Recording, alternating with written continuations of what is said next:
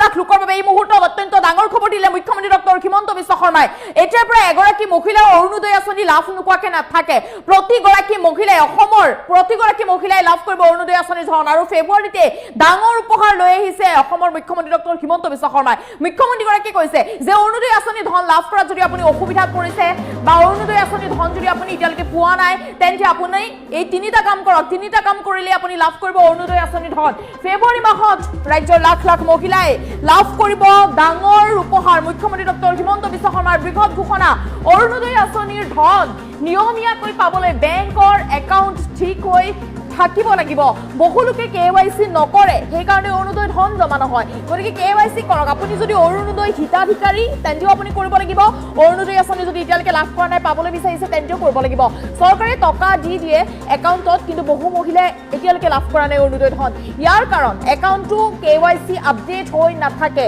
নিজৰ bank account যদি পৰিষ্কাৰ হৈ নাথাকে, তেন্তে চৰকাৰে টকা দিলেও একাউণ্টত ধন জমা নহয়।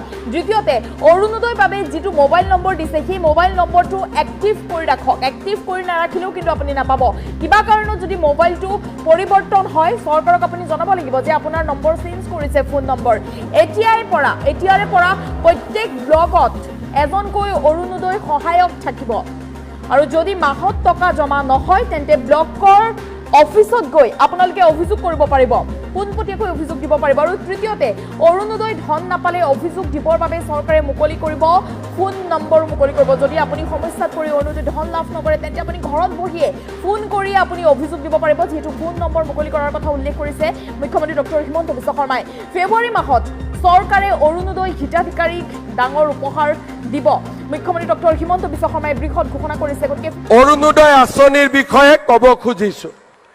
অৰুণোদয় আঁচনিৰ ধন নিয়মীয়াকৈ পাই থাকিবৰ কাৰণে বেংকৰ একাউণ্টটো ঠিক হৈ থাকিব লাগে। KYC know your customer, বহুতে KYC নকৰে কাৰণে অৰুণোদয় টকা জমা নহয়।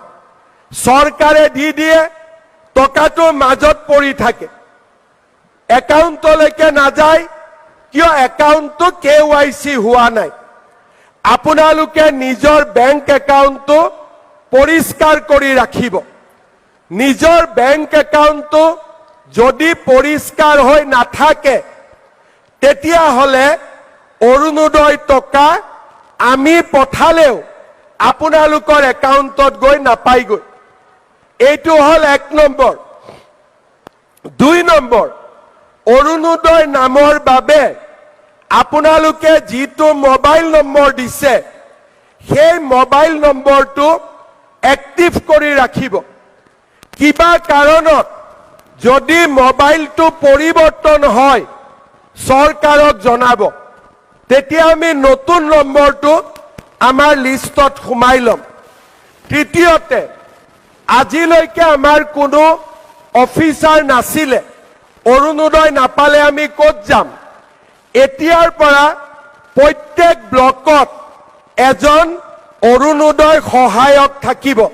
যদি মাহত টকা নাহে, ব্লকৰ অফিচত গৈ আপোনালোকে অভিযোগ কৰিব পাৰিব। তৃতীয়তে, এটা আমি ফোন নম্বৰ দিম আপোনালোকক। যদি ব্লকত যাবৰ কাৰণেতো কষ্ট হ'ব গাঁৱৰ পৰা, এই ফোন নম্বৰটোতো আপোনালোকে ফোন কৰি ক'ব পাৰিব যে মোৰ নাম অমুক, মই অৰুণোদয় পাই আছিলো, যোৱা মাহত অৰুণোদয় টকা সোমোৱা নাই। তেতিয়াহ'লে আমি লগে লগে এই অৰুণোদয়ৰ একাউণ্টটো চেক কৰি আপোনালোকক ঠিক কৰি দিম।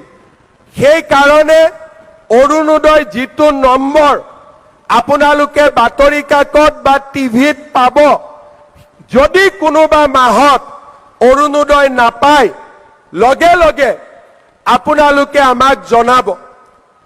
আৰু এটা মই কথা ক'ব খোজো। মানুহ মানে মৰণশীল। ধৰি ললো মোৰ মাৰ নামত, মোৰ আইতাৰ নামত অৰুণোদয় আছে। কিবা কাৰণত আইতাৰ মৃত্যু হ'ল, বোৱাৰীয়েতো অৰুণোদয়টো পাব লাগিব, কাৰণ একাউণ্টটো আইতাৰ নামতহে আছে। এই নম্বৰটোত আপোনালোকে ফোন কৰি দিলে যে মোৰ শাহুমাৰ মৃত্যু হ'ল, এতিয়া অৰুণোদয়টো মোৰ নামত দি দিয়ক। সেইখিনি কামো আমি আপোনালোকৰ কাৰণে কৰি দিম, যাতে পৰিয়ালটো অৰুণোদয়ৰ পৰা বঞ্চিত হৈ থাকিব নালাগে।